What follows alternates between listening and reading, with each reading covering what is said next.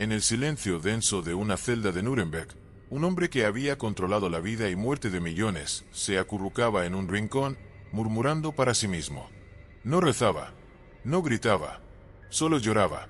Ernst Friedrich Christoph Fritz Sauckel, el general del trabajo de Adolf Hitler, el responsable de la deportación masiva de más de 5 millones de personas hacia una esclavitud industrializada, estaba llorando. Con los ojos hundidos, la piel demacrada y las manos temblorosas, parecía más un abuelo enfermo que el arquitecto de uno de los sistemas de explotación humana más eficaces del Tercer Reich. ¿Cómo puede un verdugo suplicar piedad? ¿Cómo se puede hablar de buen corazón cuando se firmaban condenas diarias? En sus últimos días, Sauckel insistía, casi con desesperación, en que él no era un monstruo, que fue un hombre obediente, patriota, trabajador. Decía que todo lo que hizo fue cumplir con su deber por amor a Alemania. Pero si eso fuera cierto, ¿por qué millones de familias jamás volvieron a ver a sus hijos? ¿Por qué miles murieron en fábricas, en trenes, en campos de concentración, sin siquiera saber su nombre? Nacido el 27 de octubre de 1894 en Erfurt, Baviera, Sauckel no parecía destinado a ser uno de los engranajes más oscuros del nazismo. Hijo de un humilde capataz de correos y de una costurera, perdió a su madre a muy temprana edad, y eso, según algunos biógrafos, dejó una huella emocional profunda en él. La figura materna ausente se transformó en una obsesión por el orden, el control, la disciplina. Desde joven se refugió en ideales nacionalistas.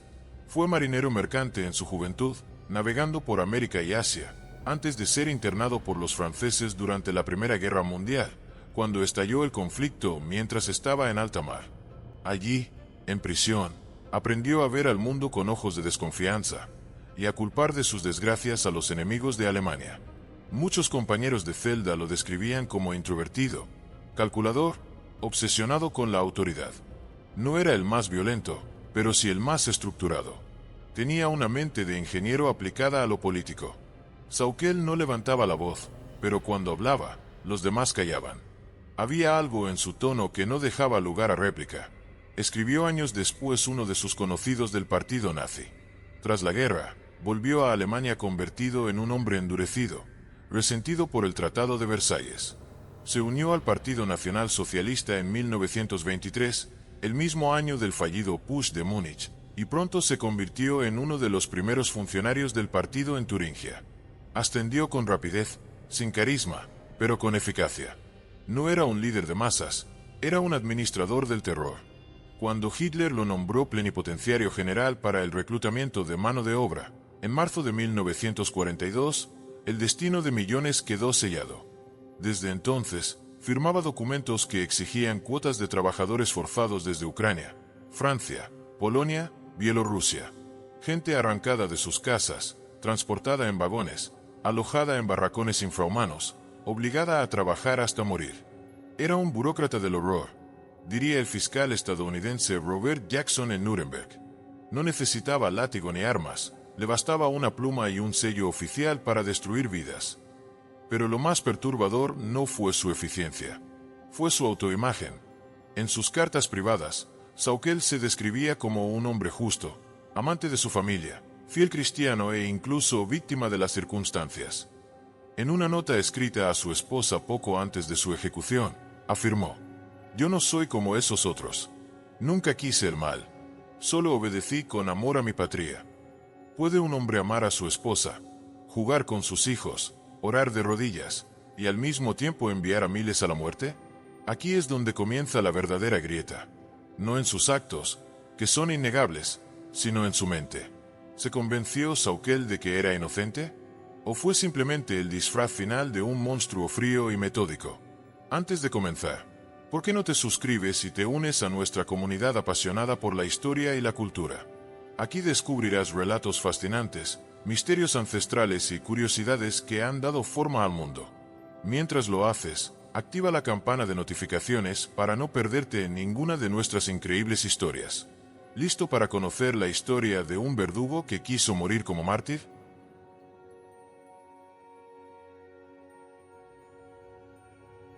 Ernst Friedrich Christoph Fritz Sauckel vino al mundo en un rincón apacible de Baviera, Erfurt, el 27 de octubre de 1894.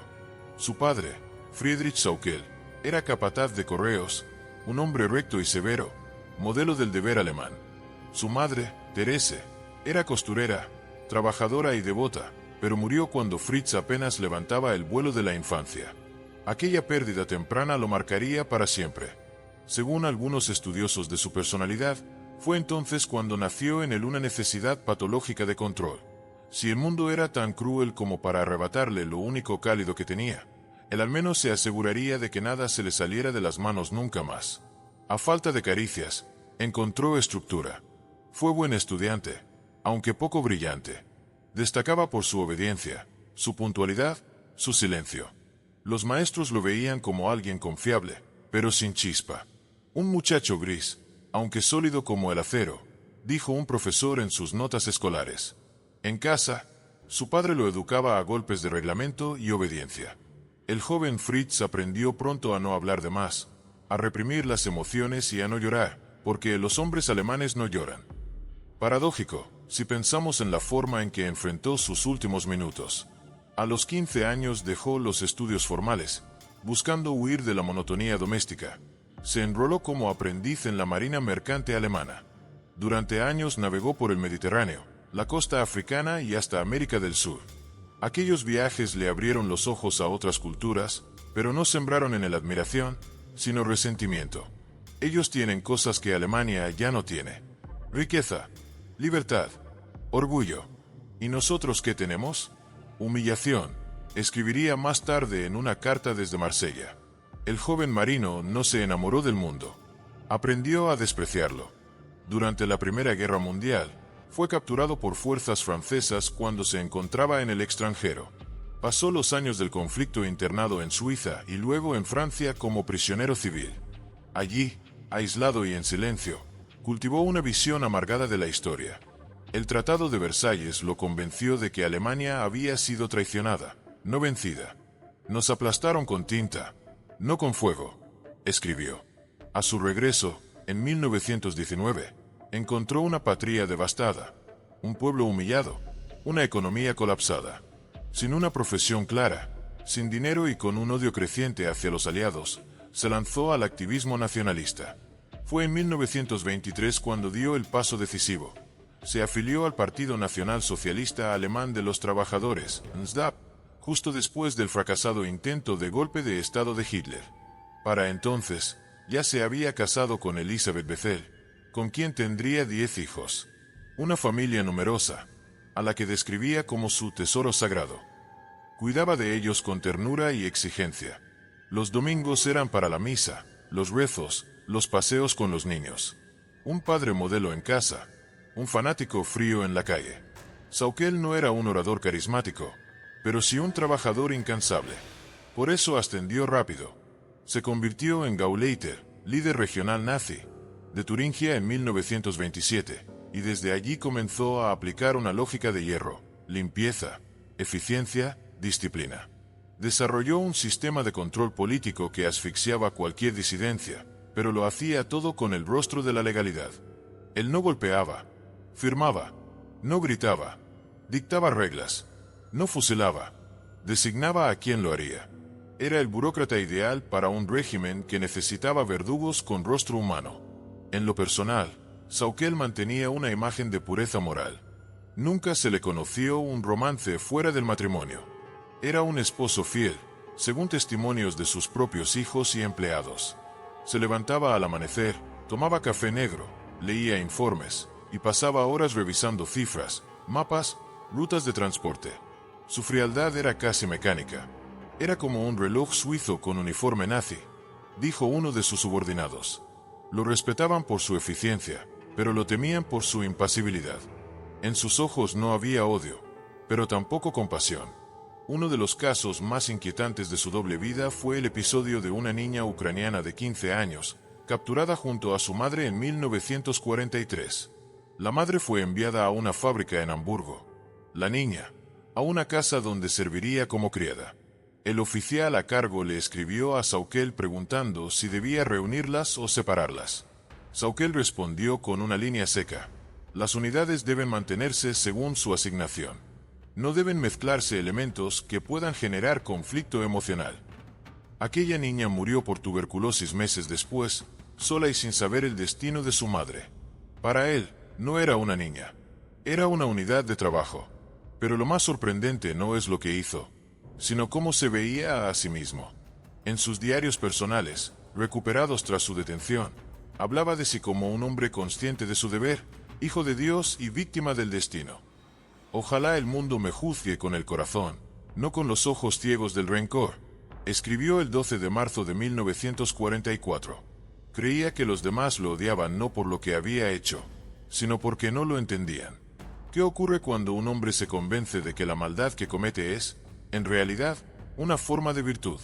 En su ciudad natal, algunos ancianos que lo conocieron de joven recordaban a Fritz como un muchacho serio, cortés, pero que no jugaba con los demás.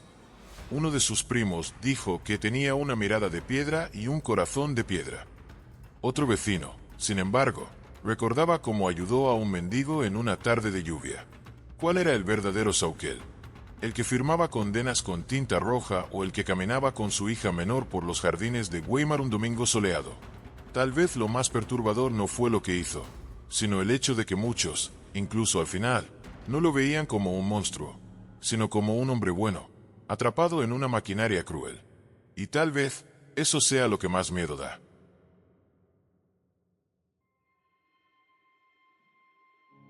Saukel no llegó al corazón del nazismo por casualidad.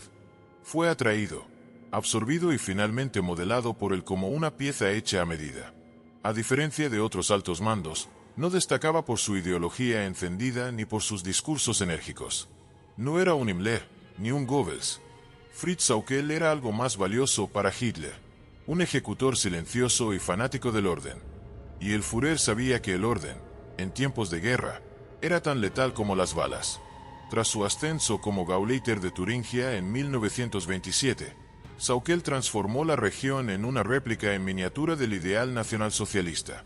Su obsesión por la limpieza racial, la productividad y la lealtad absoluta al partido lo convirtieron en uno de los líderes regionales más eficientes. En cada calle, cada escuela, cada oficina pública, se respiraba su sello. No se necesitaban campos de concentración en Turingia, el miedo lo hacía innecesario.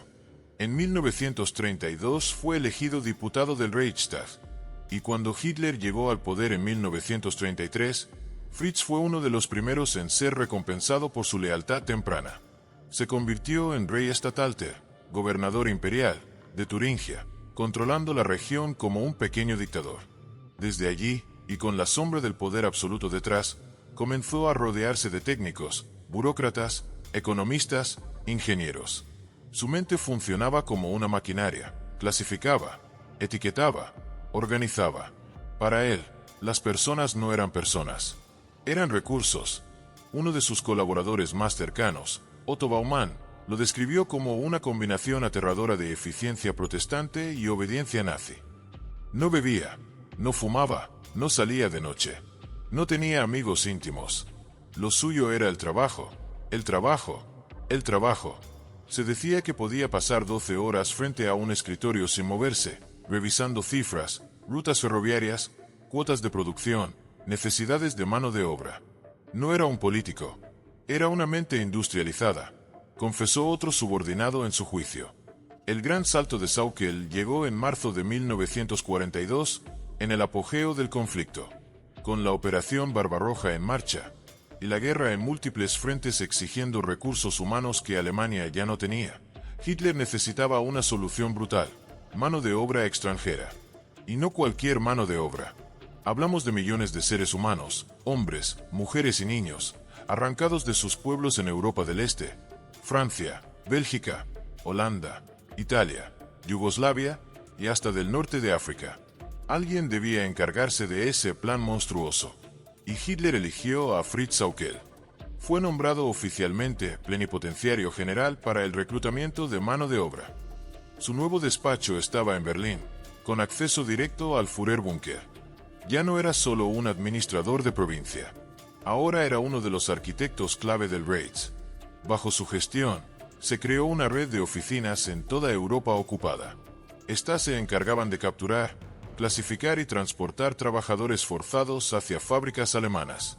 La mayoría eran jóvenes entre 14 y 35 años. Muchos fueron engañados con promesas de empleo. Otros, simplemente cazados en redadas masivas. A algunos los llamaban voluntarios, pero esa palabra era una farsa. El propio Sauckel lo admitió en una reunión confidencial. Las cifras deben cumplirse. Si no hay voluntarios, se tomarán por la fuerza.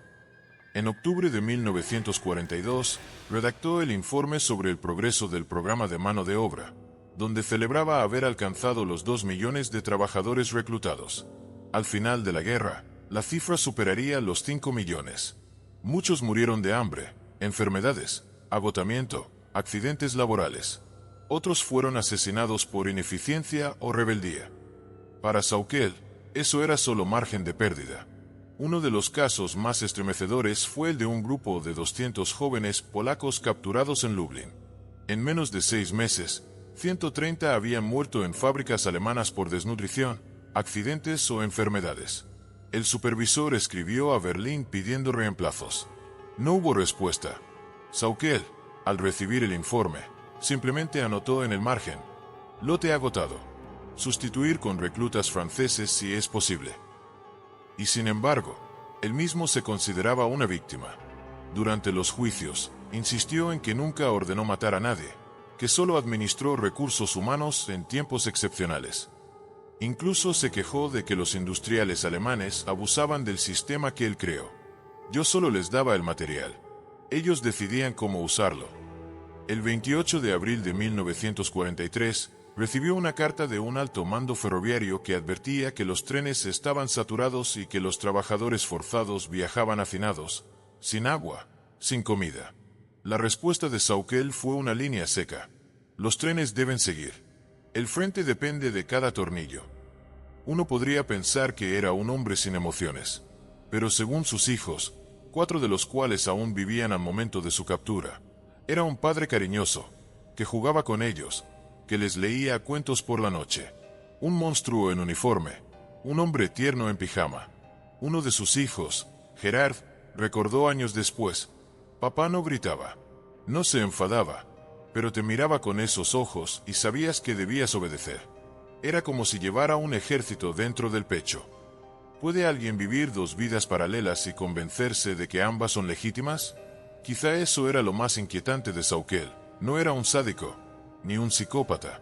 Era un padre de familia, que firmaba listas de deportación. Un devoto religioso, que organizaba trenes de esclavos. Un hombre que amaba a sus hijos, y condenaba a los hijos de otros a morir por su país. Y es precisamente ahí donde se esconde el horror más puro.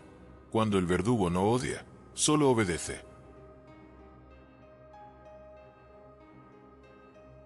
Para entender la magnitud del horror que Fritz Sauckel desató, basta con analizar el sistema que diseñó y supervisó con precisión casi quirúrgica.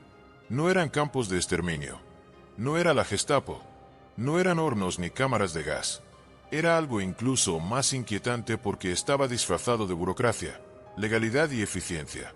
Era esclavitud moderna, organizada como si fuera un sistema logístico cualquiera, con formularios, sellos, cuotas, estadísticas y reportes mensuales.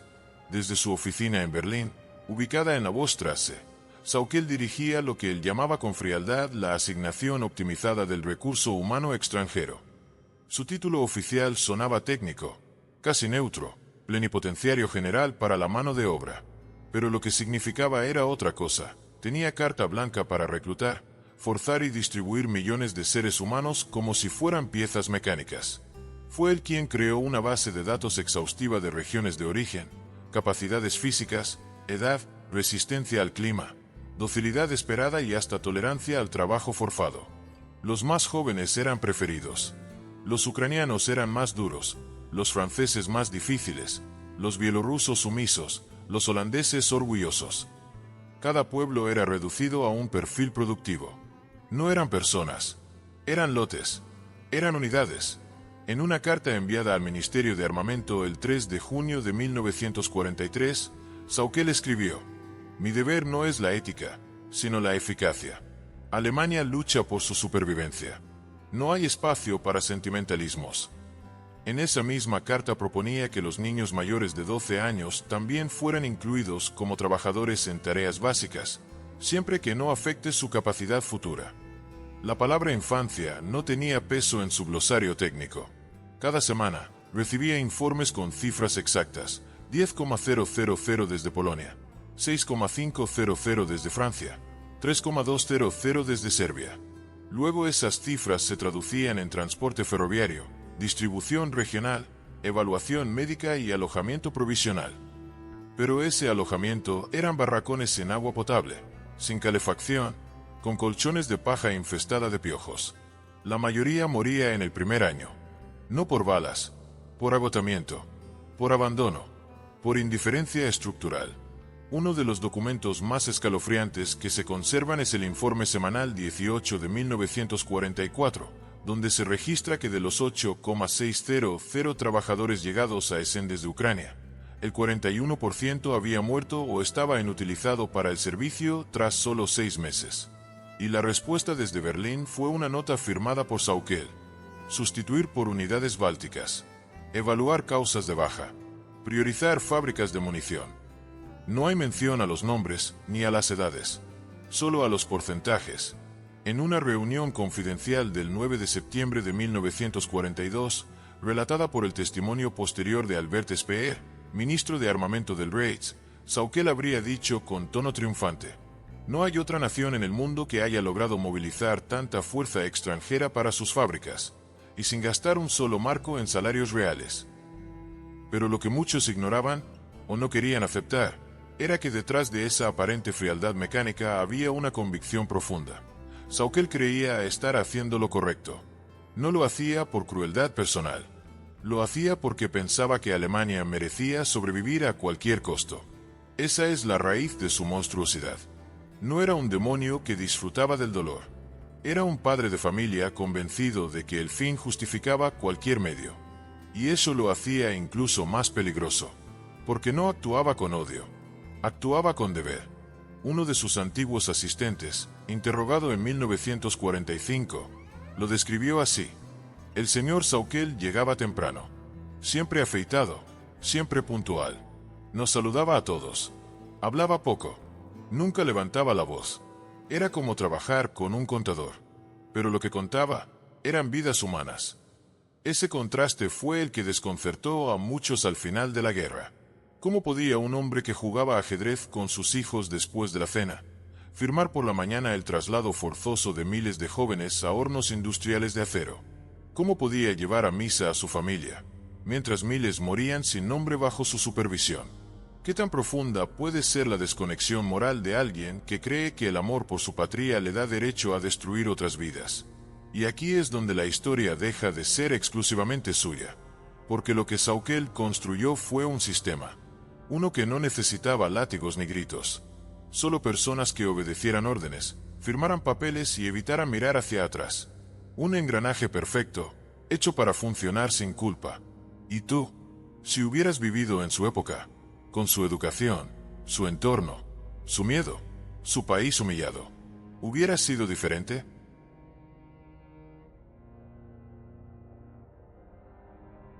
Existen cientos de documentos con su firma. Órdenes, memorandos, cartas, listas. Páginas que nos sangran, pero matan. Basta con leer unas pocas para comprender que la verdadera atrocidad del régimen nazi no fue solo su violencia visible, sino su frialdad invisible. Sauckel no apretaba gatillos, no gritaba arengas, no vestía como una bestia. Llevaba traje gris, corbata ajustada y una pluma de tinta negra. Una de sus cartas más citadas, fechada el 26 de octubre de 1942, iba dirigida al ministro del Interior del Reich. Allí, Sauckel expresa su preocupación por el retraso en el cumplimiento de la cuota de trabajadores forzados provenientes de Francia, y sugiere intensificar los métodos de persuasión, incluyendo detenciones selectivas, sanciones económicas a las familias y restricciones alimentarias en las zonas menos productivas. Todo eso, escrito con lenguaje técnico, sin levantar una sola palabra de alarma moral, como si hablara de ganado, no de personas. En otro documento, el Plan Trimestral de Adquisición de Mano de Obra, invierno 1943, Se detalla con precisión cuántos trabajadores deben ser tomados por región: 50,000 de Ucrania, 12,000 de Bielorrusia, 20,000 de los Países Bajos, 15,000 de Francia. El plan incluye fechas, estimaciones de productividad, tasas esperadas de mortalidad e incluso una sección titulada Índice de agotamiento estimado por unidad humana. Índice de agotamiento estimado por unidad humana. ¿Te das cuenta? No se hablaba de vidas, sino de insumos. Como si el ser humano fuera un componente industrial más, sustituible, previsible, cuantificable. Y no eran solo papeles. Muchos sobrevivientes del sistema de reclutamiento creado por Sauckel dieron su testimonio tras la guerra. Uno de ellos, Andrzej Kowalski, capturado en Cracovia a los 16 años y llevado a una fábrica de municiones en Dortmund, contó: nos daban pan rancio y agua sucia. Dormíamos en el suelo, y si alguien se enfermaba, lo sacaban y no volvía. Trabajábamos 14 horas. A veces, los trenes llegaban con nuevos trabajadores, y nosotros mirábamos quién podría reemplazarnos cuando muriéramos. Algunos testimonios aseguran que los oficiales de las fábricas sabían que los trabajadores durarían, en promedio, de 3 a 6 meses. Después, simplemente eran sustituidos. El sistema no necesitaba ser cruel en voz alta, porque ya era cruel por diseño. A pesar de todo, Sauckel siempre negó haber sido un criminal. En sus interrogatorios, repitió una frase una y otra vez: yo no hice más que organizar. No maté a nadie. Era su escudo, su mantra, su fuga moral. Pero ¿acaso se necesita empuñar un arma para destruir una vida? Uno de los episodios más macabros involucró una carta firmada por él en la que se ordenaba la reubicación inmediata de 2,000 trabajadores bielorrusos hacia Silesia. La mayoría de ellos eran mujeres y niños mayores de 12 años. El transporte debía hacerse sin gasto innecesario de recursos. El tren en el que viajaban, según los archivos ferroviarios, no tenía calefacción, ni sanitarios, ni alimento a bordo. 317 murieron en el trayecto. Sauckel nunca rectificó. Nunca mencionó ese caso. Quizá ni lo recordó. Para él, fue solo una línea más en un informe. Y aún así, dentro de su familia, seguía siendo el buen padre. Aquel que cortaba leña en invierno, que enseñaba a montar bicicleta a sus hijos, que se emocionaba con las canciones navideñas. Su esposa, Elizabeth, jamás creyó que fuera culpable. En una carta que escribió durante el juicio, le dijo: el mundo se equivoca contigo. Tú solo amaste a Alemania. Tus enemigos jamás entenderán lo que hiciste. ¿Qué tan poderoso es el autoengaño cuando está reforzado por el amor de quienes te rodean? En una ocasión, uno de sus secretarios, cuyo nombre no trascendió, afirmó haberlo escuchado murmurar al cerrar una carpeta con cientos de nombres: ojalá no tuvieran que sufrir, pero el deber es el deber. Esa frase quedó grabada en los archivos del horror como una de las más escalofriantes, porque no fue dicha con rabia ni con satisfacción. Fue dicha con resignación, como si realmente creyera que el mundo le había impuesto una carga injusta, y que él había cumplido con honor. Pero la historia no absuelve a los que obedecen sin cuestionar, y menos aún a quienes diseñan el sistema que hace del sufrimiento una rutina. ¿Cuántos de los firmantes de papeles como esos duermen hoy en paz, convencidos de que no hicieron nada malo, simplemente porque nunca mancharon sus manos de sangre?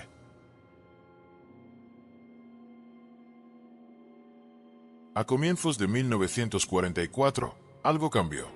No en el rostro de Fritz Sauckel, que seguía igual de imperturbable, ni en sus rutinas meticulosas: levantarse al amanecer, leer informes, recibir delegaciones, firmar papeles, sino en el aire que lo rodeaba.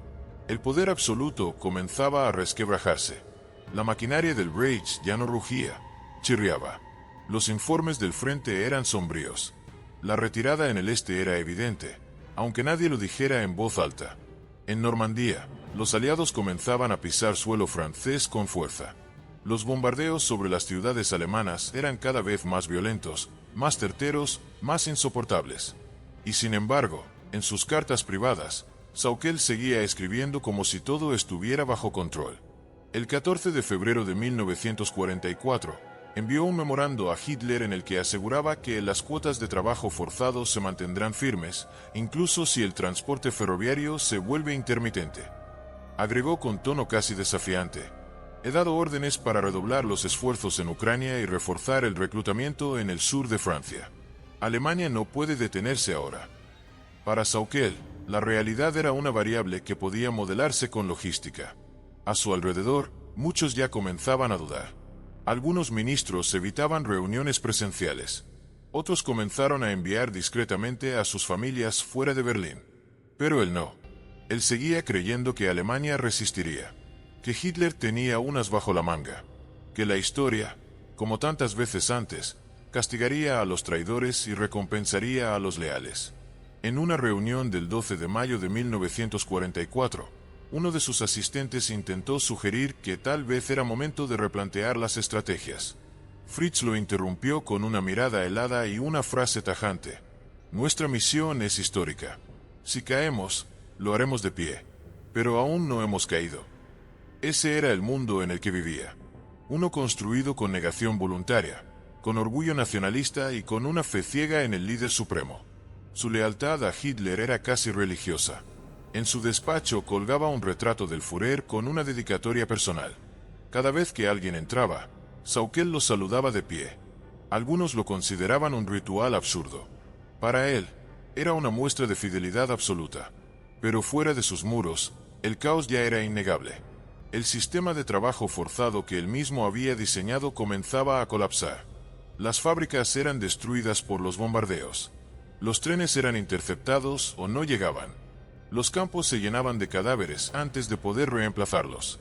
Los trabajadores esclavos comenzaban a rebelarse en pequeños actos, saboteaban máquinas, se enfermaban deliberadamente, fingían no entender órdenes. La resistencia era silenciosa, pero crecía. El 3 de agosto de 1944, Sauckel visitó una fábrica en Kassel.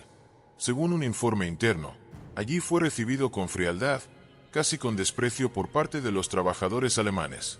La escasez de alimentos, el temor a las represalias aliadas, la frustración por los fracasos del frente, todo se reflejaba en sus rostros. Y Sauckel, por primera vez, pareció notarlo. Dicen que esa noche no cenó, que se encerró solo, con los documentos en la mano, murmurando. Pero al día siguiente, como si nada hubiera ocurrido, volvió a su oficina y redactó una orden para acelerar el traslado de 12,000 nuevos trabajadores desde Checoslovaquia. La máquina debía seguir. Incluso si el Reich se caía a pedazos, él seguiría apretando tornillos. Era un fanático, o simplemente alguien que no podía soportar la idea de haberse equivocado. En septiembre de 1944, Albert Speer, ya en abierta tensión con Sauckel, escribió un memorando confidencial en el que lo acusaba de inhumano y ciego ante la situación actual. Speer consideraba que el sistema de trabajo forzado era una bomba de tiempo, que minaba la moral y ya no era sostenible. Sauckel respondió con una carta de 5 páginas en las que defendía su gestión con cifras, estadísticas y frases grandilocuentes. Hemos movilizado más fuerza humana que cualquier otra nación en la historia. No es momento de detenernos. Es momento de resistir hasta el último aliento. Mientras Berlín ardía en medio de los bombardeos aliados y las tropas soviéticas avanzaban como un río rojo imparable, él seguía firmando órdenes desde un escritorio cada vez más solo. Algunos funcionarios ya lo evitaban. Otros lo trataban con frialdad. Pero su convicción no flaqueaba. La historia me comprenderá, escribió a su esposa en noviembre. Cuando todo esto pase, sabrán que hice lo necesario. En sus últimos meses como funcionario activo, su comportamiento se volvió más obsesivo. Revisaba los mapas 2, 3, 4 veces al día. Dormía en su oficina. Algunos decían que hablaba solo. Otros afirmaban que comenzaba a escribir cartas que luego rompía en pedazos. Pero aún así, jamás dudó en su rol. ¿Qué ocurre cuando un hombre ha invertido toda su vida en una causa, y esa causa se desmorona? ¿Quién es él entonces? ¿Qué le queda? La respuesta para Sauckel fue simple: seguir adelante, hasta el final. Aunque ese final ya estaba acercándose, y no iba a ser como él lo había imaginado.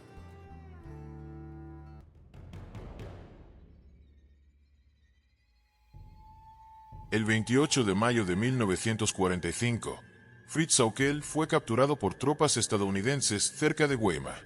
No opuso resistencia. No gritó. No intentó huir.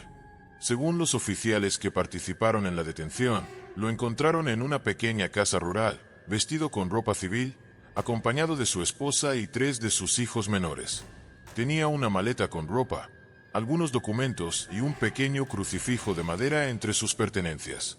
El hombre que había movido millones de vidas como piezas de ajedrez fue arrestado como si fuera un burócrata cualquiera. No parecía un criminal de guerra. Parecía un funcionario jubilado. Eso fue lo que más desconcertó a los soldados. No había histeria. No había locura.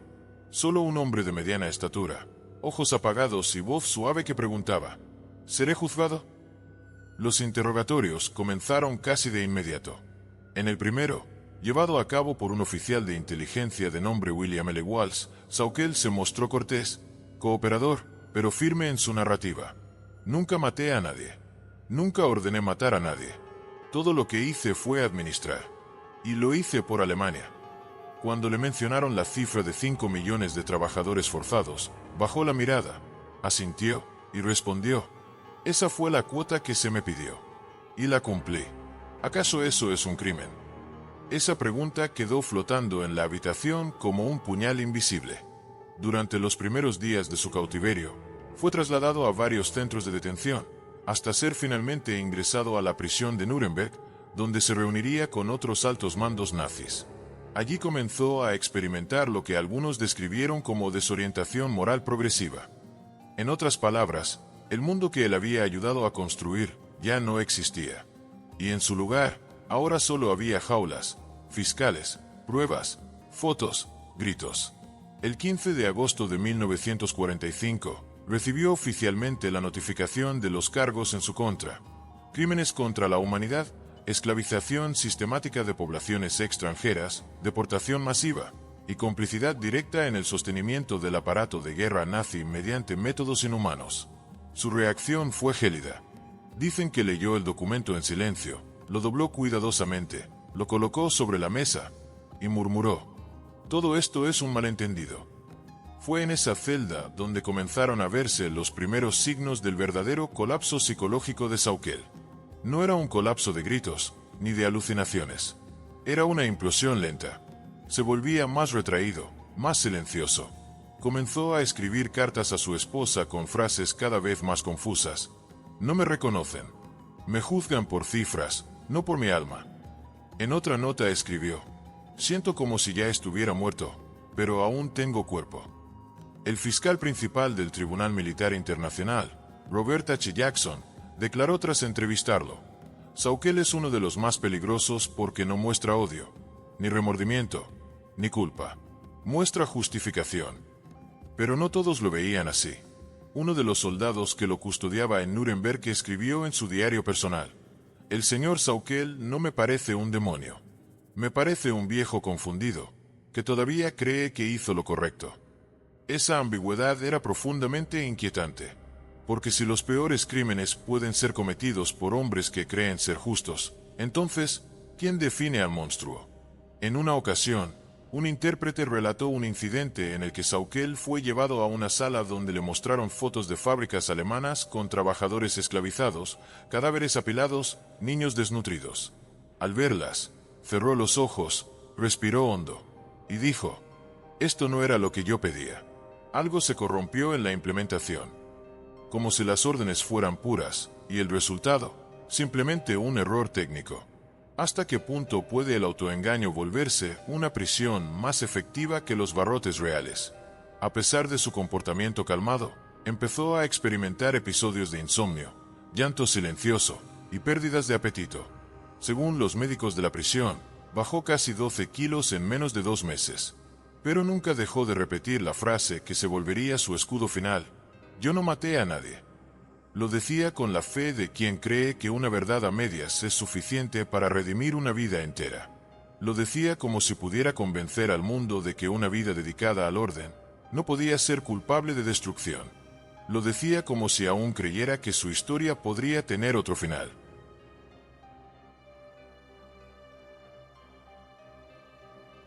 El 20 de noviembre de 1945 comenzó uno de los eventos más importantes del siglo XX, el juicio de Nuremberg. Los arquitectos del horror nazi fueron sentados, uno por uno, frente a la humanidad. Allí estaban los grandes nombres: Göring, Hess, Ribbentrop, Keitel, y también él, Fritz Sauckel, con su traje gris perfectamente planchado, el cabello cuidadosamente peinado hacia atrás, las manos cruzadas sobre la mesa como si asistiera a una reunión administrativa más. A su izquierda, criminales de guerra. A su derecha, viejos conocidos. Algunos mantenían la mirada altiva, otros ya lucían vencidos. Sauckel parecía pertenecer a otra categoría, el que aún no entendía por qué estaba allí. Durante los primeros días del juicio, su comportamiento fue meticulosamente educado. Escuchaba en silencio, tomaba notas con una caligrafía diminuta y pulcra, y respondía con frases cortas, casi robóticas. Cada vez que se mencionaba su nombre, él levantaba la mirada, pero no con vergüenza, con desconcierto. Cuando finalmente le tocó testificar, el 31 de mayo de 1946, muchos esperaban a un hombre derrotado. En cambio, se encontraron con un burócrata que parecía defender un proyecto industrial más que un régimen genocida. Abrió su declaración con una frase que dejó perplejos a los jueces. Mi deber fue servir al pueblo alemán. Si eso es un crimen, entonces me declaro culpable de servir con honor.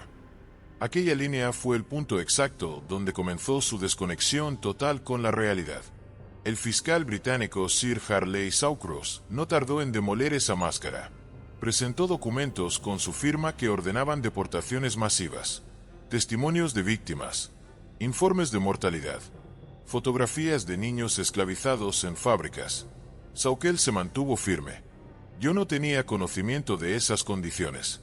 Mi tarea era el reclutamiento. El trato posterior era responsabilidad de los industriales. Pero los fiscales tenían más.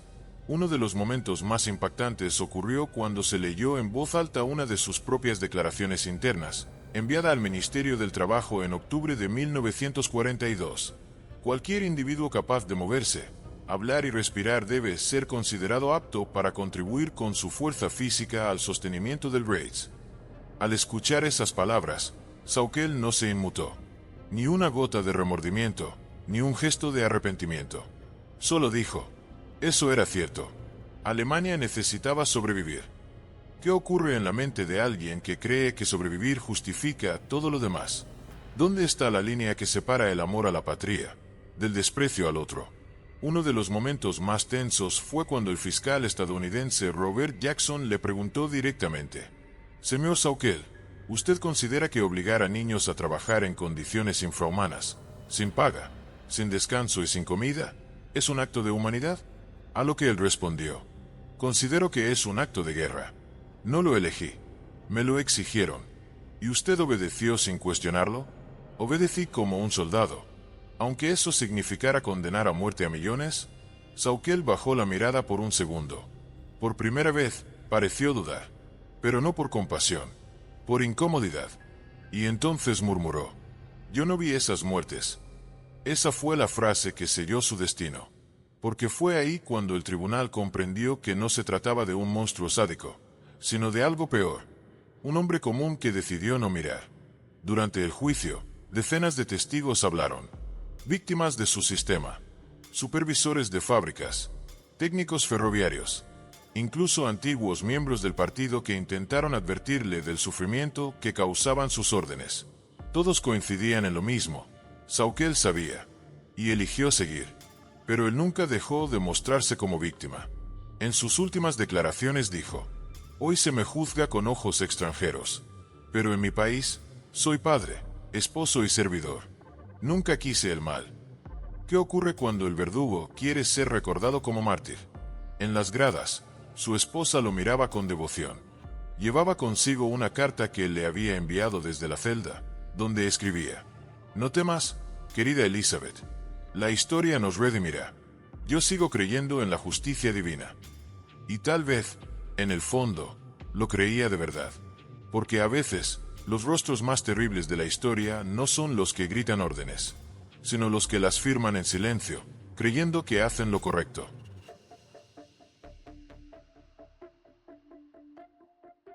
Cuando el juicio concluyó el 1 de octubre de 1946, la sentencia fue clara: pena de muerte por ahorcamiento.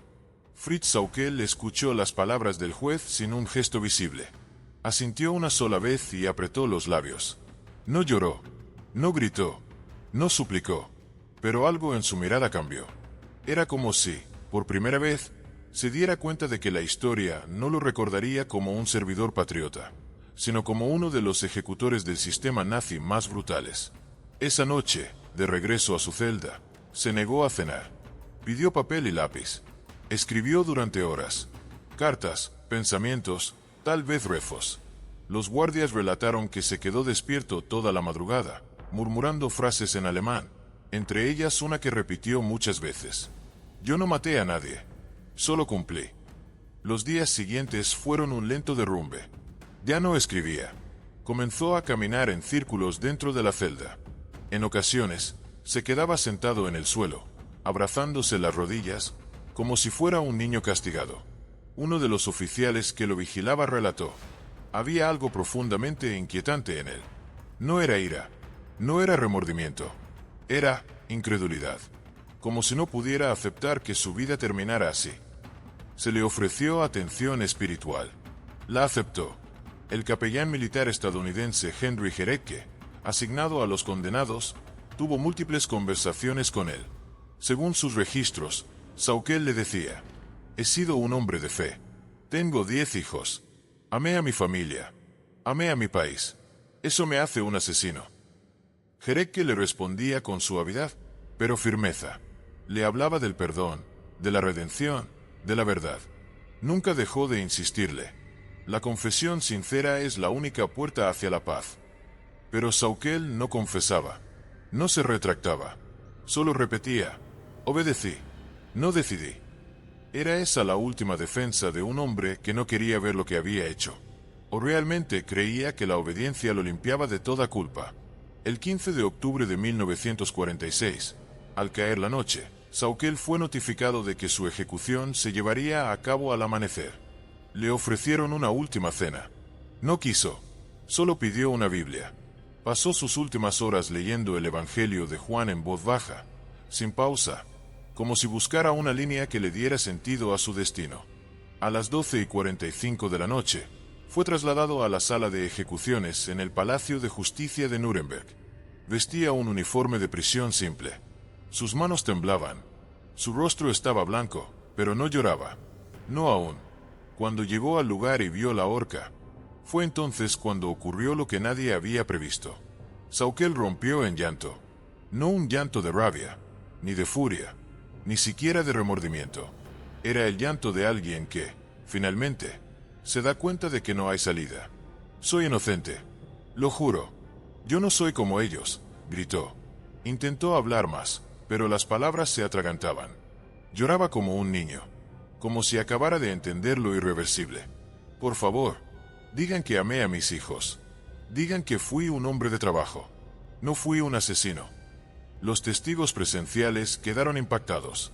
Algunos sintieron lástima, otros repulsión.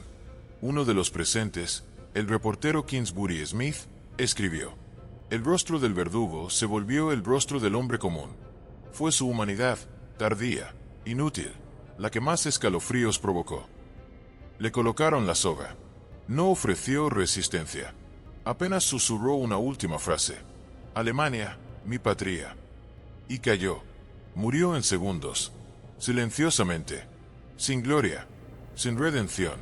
Solo quedó el eco de sus súplicas. Y el peso de 5 millones de vidas silenciadas por su firma. ¿Importa si alguien llora al final, cuando jamás lloró por las víctimas? Tal vez eso es lo que más desconcierta. Que aquel hombre que hizo del deber su escudo, fue vencido no por el castigo de los demás, sino por el terror de enfrentarse a sí mismo. Y ya era demasiado tarde.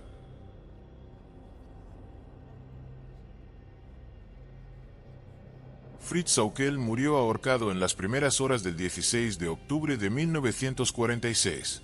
Su cuerpo fue retirado rápidamente y sepultado en secreto, junto con los de los otros ejecutados de Nuremberg. Las autoridades aliadas no quisieron que las tumbas se convirtieran en lugares de peregrinación para futuros fanáticos. El lugar exacto donde descansa su cadáver fue mantenido en secreto, como si el mundo hubiera querido borrar su huella, como si deshacerse de su cuerpo bastara para cancelar su historia. Pero eso no ocurrió, porque Saukel no dejó solo papeles. Dejó una herencia invisible, sin lápidas ni estatuas, pero presente en los documentos, en los testimonios, en las cicatrices de las familias que perdieron hijos, madres, hermanos, por decisiones firmadas con su nombre. En las semanas posteriores a su ejecución, algunos medios alemanes comenzaron a describirlo como un funcionario obediente atrapado en un régimen infernal. Otros lo compararon con Eichmann, pero a diferencia de Eichmann, que fue capturado años después en Argentina, Saukel murió sin arrepentimiento, sin admitir una sola culpa, sin retractarse. Uno de sus hijos mayores, Karl Saukel, declaró en una entrevista décadas más tarde: «Mi padre no fue un monstruo. Fue un patriota. Fue leal. Fue valiente. No acepto que lo llamen asesino. Solo hizo lo que debía». ¿Qué significa hacer lo que uno debe, cuando lo que se hace destruye millones de vidas? Los hijos de Saukel fueron rechazados en la Alemania de la posguerra. Algunos cambiaron su apellido. Otros emigraron. Pero varios conservaron un retrato suyo en casa, donde lo recordaban no como el verdugo de Europa, sino como el padre amable que jugaba con nosotros en el jardín. Esa contradicción se mantuvo viva en los rincones más privados de su legado, el monstruo público, y el hombre familiar que muchos juraban que era distinto. Años después, el nombre de Fritz Saukel comenzó a aparecer en libros de historia, pero no con la prominencia de otros líderes nazis. Tal vez porque no era una figura carismática, tal vez porque su arma fue una pluma, o tal vez porque resultaba demasiado perturbador pensar que alguien tan normal pudiera haber sido tan letal. Uno de los fiscales que participó en su juicio, el francés Edgar Fauré, lo resumió con crudeza: Saukel no gritó, no golpeó, no disparó, pero cada vida que se apagó bajo su sistema fue como una palabra suya convertida en muerte. Era el rostro administrativo del crimen. En los años 60, un historiador alemán que investigaba las redes de trabajo forzado viajó por Europa del Este. Recogió cientos de testimonios de ancianos que, cuando oían el nombre Saukel, apretaban los labios o cerraban los ojos. Uno, de nombre Boris, en Ucrania, dijo: «No lo vi, nunca lo oí, pero cada día que me despertaba en la fábrica, con hambre, rodeado de cadáveres, sabía que él estaba detrás». Otro, en Lyon, contó: «Mi hermano tenía 15 años cuando lo llevaron. Nunca regresó, y en la orden de traslado, decía su nombre: Fritz Saukel. Siempre recordaré esa firma». ¿Cuántas veces puede repetirse un nombre en documentos antes de que se vuelva una lápida colectiva? En 1974, un libro titulado Los hombres de la oficina del horror incluyó un capítulo entero sobre Saukel. El autor, un sobreviviente polaco, concluyó con una frase escalofriante: «No temo al odio, temo al deber sin conciencia». Eso fue Saukel. Porque quizás lo más terrible de su figura no fue la crueldad activa, sino la ausencia total de empatía. El convencimiento frío de que los fines justificaban los medios. La idea de que si uno no mancha sus manos de sangre, entonces es inocente. Pero el mundo no olvidó. Y en los archivos de Nuremberg, en las fábricas abandonadas, en los nombres de los desaparecidos, su sombra sigue viva. No como mito, sino como advertencia.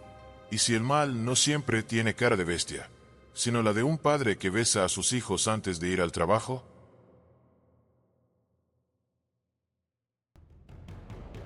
Con el paso de los años, la figura de Fritz Saukel dejó de ser temida y comenzó a ser estudiada. Ya no se hablaba solo del nazi que lloró antes de morir, sino del símbolo que representaba. Su rostro impasible, sus gestos tranquilos, sus frases racionales, su voz baja. Todo eso comenzó a formar parte de algo más grande. El retrato del burócrata del mal. Fue la filósofa Hannah Arendt quien lo resumió con una frase que lo describía sin mencionarlo: la banalidad del mal. Porque eso era Saukel. No el monstruo con garras y colmillos. No el líder carismático que enloquecía multitudes. Era el hombre común que convirtió el crimen en un sistema. Que tradujo el sufrimiento en números. Que construyó un infierno, con reglas y sellos. Y ahí está el verdadero escalofrío. Porque no hay nada más perturbador que descubrir que los responsables del horror no son necesariamente los más ruidosos, sino los más obedientes. En los documentos que se conservan, su firma aparece más de 1000 veces, cada una detrás de una orden, una lista, una reubicación, una instrucción que desencadenó cadenas de dolor. Y sin embargo, jamás se desvió de su imagen de servidor leal. Nunca rompió su narrativa. Yo solo cumplí con mi deber. Ese deber mató. Y ese es el dilema moral que su figura dejó plantado como una espina en la conciencia de generaciones futuras. ¿Hasta dónde puede justificarse un crimen cuando se es parte de una estructura? ¿Cuánta responsabilidad tiene quien no dispara, pero diseña el sistema que dispara? En universidades, conferencias, libros de ética, su nombre aparece una y otra vez como ejemplo de obediencia letal. Ya no por lo que sentía, sino por lo que nunca sintió. Uno de los profesores que estudió su caso durante décadas, el historiador noruego Esben Lunde, escribió: Fritz Saukel nunca fue una excepción. Fue la regla que nadie quiso ver. El vecino trabajador, el jefe de familia, el hombre de oficina, que decidió no preguntar qué había al final del tren. Y esa es la herencia más aterradora. El mal, muchas veces, no llega gritando, llega con puntualidad, con traje, con una pluma, y con excusas perfectamente razonables. La historia lo ejecutó, pero su figura no desapareció. Sigue ahí, latente, como una advertencia silenciosa. No basta con no matar. Hay que negarse a participar del engranaje que mata. Y eso es lo que millones no supieron, o no quisieron, hacer. ¿Cuántos Saukel viven hoy entre nosotros? ¿Cuántos repiten que solo cumplen con su trabajo, sin ver las consecuencias de lo que firman, de lo que ordenan, de lo que permiten? Tal vez por eso, cuando el mundo lo vio llorar antes de morir, no sintió compasión, sino terror, porque si él pudo hacerlo, cualquiera podría. Fritz Saukel no fue un soldado, ni un ideólogo, ni un torturador. Fue algo más peligroso, un engranaje eficiente dentro de una maquinaria moralmente rota. Su historia no nos grita, nos susurra, nos incomoda porque nos obliga a mirar en dirección opuesta a lo que esperamos del mal. Esperamos cuernos, esperamos gritos, esperamos rabia, pero lo que Saukel ofrecía era orden, tareas cumplidas, reportes entregados, cifras controladas, y detrás de cada una de esas cifras, una vida rota, un cuerpo desaparecido, un silencio eterno. Cuando lloró antes de morir, no lloraba por sus víctimas, lloraba por él, por su caída, por no haber sido entendido, por haber sido juzgado. Tal vez hasta el final creyó que era un mártir, cuando el mundo ya lo había reconocido como un verdugo sin cuchillo. Y esa es la herida que su historia deja abierta. Porque no se trata solo de recordar a un hombre. Se trata de entender que el mal absoluto no siempre necesita fanatismo visible. A veces solo necesita obediencia ciega. Hoy vivimos en un mundo donde las estructuras siguen siendo poderosas, donde las órdenes aún se ejecutan sin pensar en quién paga el precio al final de la línea. Y por eso la figura de Saukel no es un vestigio del pasado, sino un espejo incómodo del presente. ¿Qué harías tú si te dijeran que tu deber exige ignorar el sufrimiento de otros? ¿Firmarías? ¿Mirarías a otro lado? ¿Dirías que solo cumples con tu trabajo? Esa es la pregunta que queda, cuando el verdugo dice con lágrimas en los ojos: yo era bueno. ¿Y tú? ¿Le crees?